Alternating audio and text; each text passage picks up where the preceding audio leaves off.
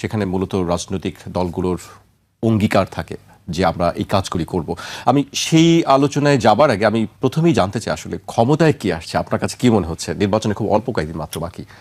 কোন একটি রাজনৈতিক জোট ক্ষমতা আসবে, কিন্তু ক্ষমতা আসা উচিত ছিল আসলে জনগণের। কেন আমি কথাটা বলছি? জনগণের মতামতকে প্রতিফলিত করে ভবিষ্যতের রাজনৈতিক সরকারের যে রূপরেখা, সেই জায়গাতে আমার কাছে মনে হয় যে কিছু কিছু জায়গাতে জনগণ এখন অস্পষ্ট অবস্থানে রয়ে গিয়েছে। অনেক কিছুই আমাদের রাজনৈতিক দলগুলি ব্যাখ্যা করেন নাই। তাদের নির্বাচন পরবর্তী অবস্থান কি হবে এরকম জায়গাতে কিছু কিছু বিষয়ে তারা ধোঁয়াশাপূর্ণ অবস্থান রেখে দিয়েছেন। আমার কাছে মনে হয় যে রাজনৈতিক দলগুলি ক্ষমতায় আসবে আর কি, কোন একটি রাজনৈতিক দল বা জোট।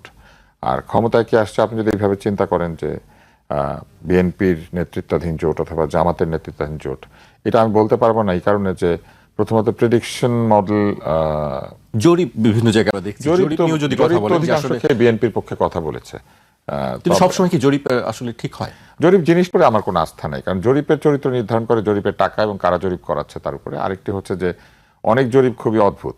যেমন ধরেন একটা টিভি চ্যানেল লিখলো যে ঢাকা 12 আসনে কে জিতবেন বলে মনে করেন, বলে সবার নাম দিয়ে দিল। আমি একটা এমনি বলছি, এটা কোনো উদাহরণ হিসেবে, ঢাকা 12 স্পেসিফিক না, ধরেন 11, 10। কিন্তু ভোটটা যখন হচ্ছে অনলাইনে, ওনারা কি করে নিশ্চিত করেন যে অনলাইনে ভোটিং এর মধ্যে ওই 11, 12, 13 ভোটাররা যার যার জায়গায় ভোট দিচ্ছেন? এটা তো হয় না। তাহলে তারা সর্জন্য ওপেন একটা প্ল্যাটফর্মে দিয়ে ঢাকা 11-তে কে জিততে পারে বলে মনে করেন। এখন ওই সময়ে ওই জরিপটা যার চোখের সামনে যাচ্ছে, সেইখানে যেসব দলের অ্যাক্টিভ ভোটাররা বা নন ভোটার ইভেন, কারণ ওইখানে তো এটাও বোঝা সম্ভব না যে ওনার বয়স 18 না 18 নিচে, যারা ওইখানে ইয়েস নো দিচ্ছে, এবং তার ভিত্তিতে বলে দেওয়া হচ্ছে, জরিপ করে দেখা গিয়েছে ঢাকা 10 আসনে তমুক জিতছেন, ঢাকা 11 আসনে তমুক জিতছেন। স্বয়ং গণমাধ্যম পর্যন্ত একটা জরিপের নামে যা করে ফেসবুক এবং ইউটিউবে, সেগুলি সব হচ্ছে জাস্ট তামাশা। তাহলে জরিপ আপনি বিশ্বাস করবেন কেন? কারণ দেখেন, আবার আমি ভালো করে বুঝিয়ে বলি, ফেসবুকে একটা জরিপ ছেড়ে দিয়েছেন, ইউটিউবে একটা জরিপ ছেড়ে দিয়েছেন, সেইখানে বলছেন ঢাকা 1 আসনে কে জিতবেন। কিন্তু আপনি প্রথমে নিশ্চিত করেন নাই যে যারা ভোট দিবে তারা কি 18-র উপরে না 18-র নিচে। নিশ্চিত করেন নাই তারা কি ঢাকা 1 আসনেরই ভোটার নাকি 1 আসনের ভোটার না। নিশ্চিত করেন নাই যে 1 আসনের ভোটাররা সবাই এইটা দেখতে পেয়েছেন।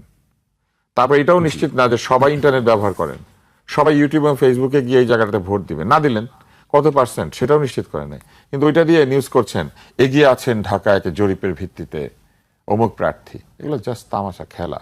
মানে এইটা কি প্রভাবিত করার জন্য এই কাজগুলি করা হয়? এগুলি এক ধরনের ভোটারদের প্রাচীন পদ্ধতি ভোটারদেরকে প্রভাবিত করার জন্য।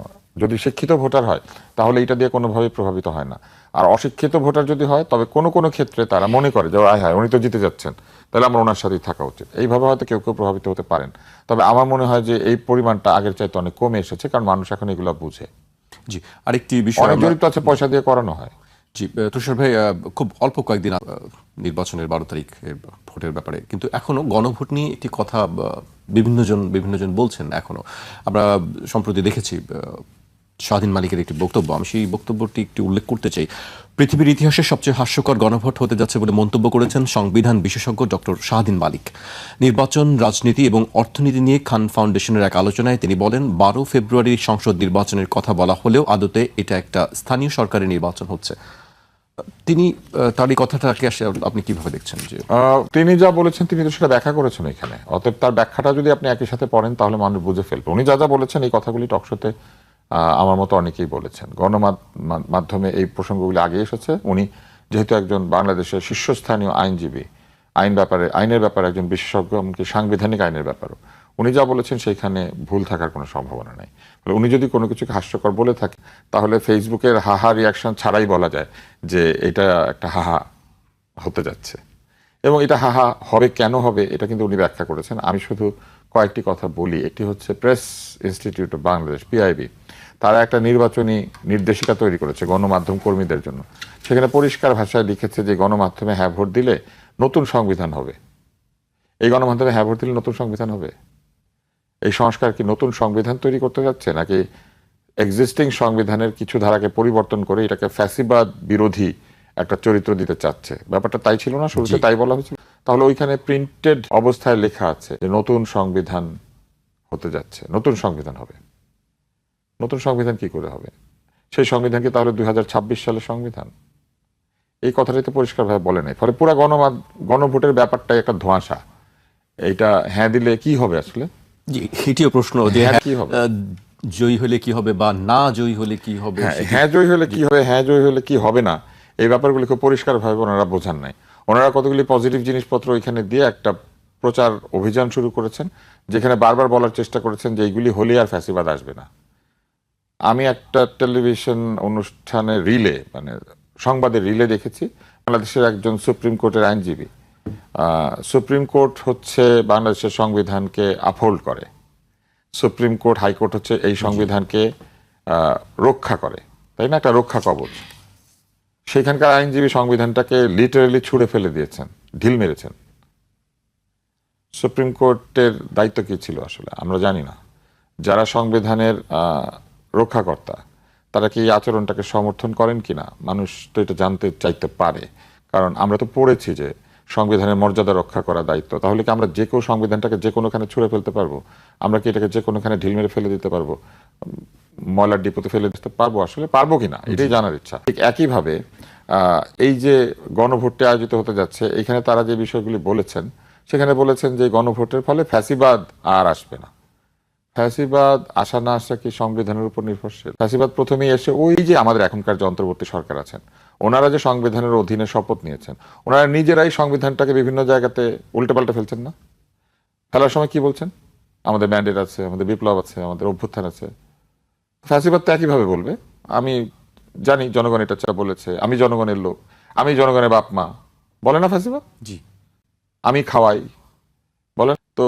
এগুলো বলতে পারলে ফ্যাসিবাদ ওনারা যে সংবিধানটা সংস্কার করবেন ওইটাকে একইভাবে বদলাই দিবেন। কিন্তু হ্যাঁ ভোটের- সংবিধান জি। দিয়ে ফ্যাসিবাদ আটকানো যায় না।